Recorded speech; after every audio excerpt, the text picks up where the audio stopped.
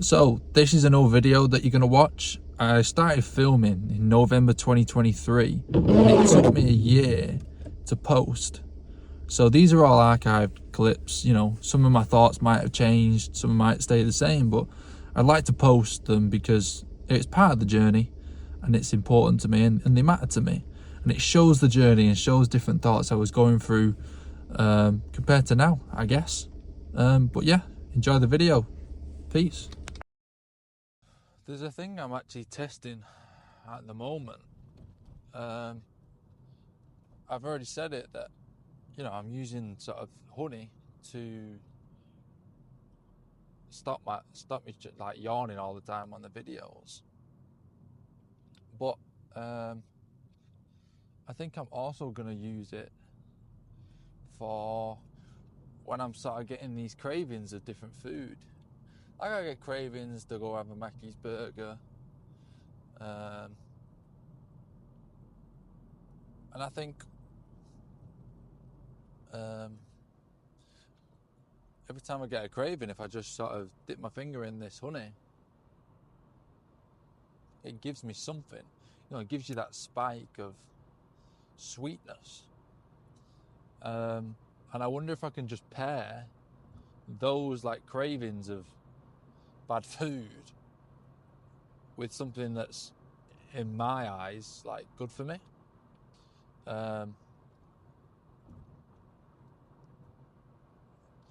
Because I have only a part of my diet anyway, so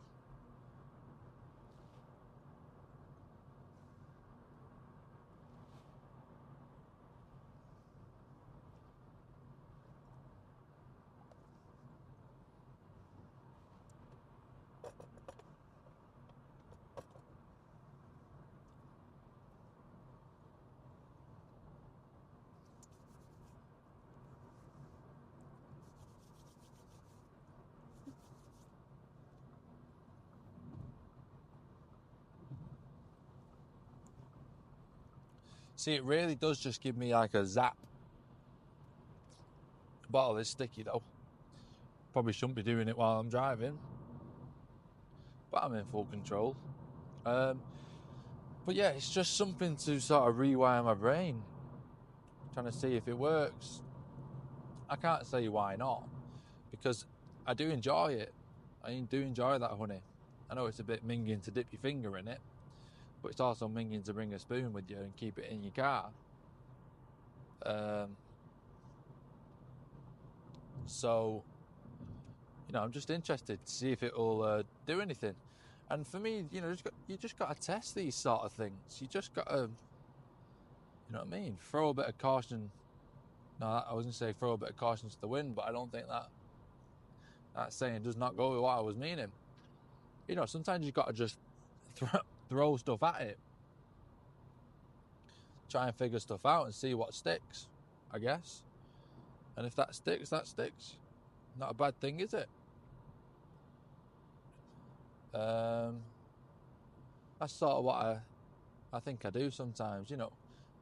When you hear, I feel like, especially with TikTok, you can see a lot of health stuff, facts and hacks and stuff like that do come up, and you think, one saying do this, the other saying don't do this. It's like, which one do you go with? And I think all you got to do is you just got to test it out for yourself. Forget the data. Well, not fully forget the data and the studies, but at the end of the day, you got to try and do something and see how you feel, because no matter what all those studies actually say, at the end of the day, it is how you feel and how you react. And I think for me, sometimes, I do get caught up in the theory of things, because it's like living in your head. Whereas just doing things, got to see how you feel. Like this sort of animal-based diet that I'm on, I believe all the theory, and the guy I listen to, I believe what he's saying. But at the end of the day, if I try and I don't feel good, he's chatting a load of tosh, isn't he? Really.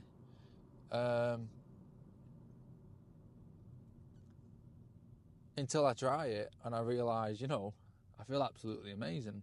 I feel so much better eating this way rather than on the weekend where I sort of eat normal food, eat junk food, should I say. I eat bad food. I think I can just notice the difference based off 2 days, really. And I love life during the week. I wish I could have this routine on the weekends. I might be able to implement it one day. I do also enjoy the bad food that I have on the weekend. Don't get me wrong, it's not like I'm forced to eat the stuff. But it's a different sort of pleasure when you're eating bad food compared to the pleasure it gives you when you're being healthy, or what you consider as healthy. Whatever diet you're following or way of eating that you're following. I'd recommend anyone to give this diet a go. It is a bit weird, and some people don't like meat and stuff like that, but I feel like you don't know if you don't try. And if you keep an open mind with anything and you read the theory and then you act on it, no harm in that. I was only planning on doing it for 30 days, I guess, giving it a go for 30 days, and you just stick on it, because I think I naturally just stuck on it, and that's a sign to me that it's a diet for me. I didn't struggle at all, really. I get cravings every now and again, mainly when I'm in my car going places. Whereas when I'm at home, I don't really get that craving. Or when I'm at my girlfriend's, I do get the craving, because there's a bunch of bad stuff around you. But I am in my mind in it sort of halfway, because like I say, on the weekends you're dipping your toe into the bad stuff. Where I know I've done it for a month. I think is the longest time I've done it for. Completely, just strict, and I don't get cravings. Just naturally, just don't get cravings on it. Whereas now, because like I said, I'm dipping in and out. I do still get cravings, but like I say, you just got to test things to try and soothe those cravings. But at the end of the day, you've got to also look at why you're getting those cravings. What thoughts are going on in your head that create those wanting the bad foods? You want soothing, essentially. So are you stressed? What you're thinking about? What day have you had when you come home and you indulge? And I think a lot of the time it is when you're stressed, or not even necessarily stressed, you just increase your stress level. I think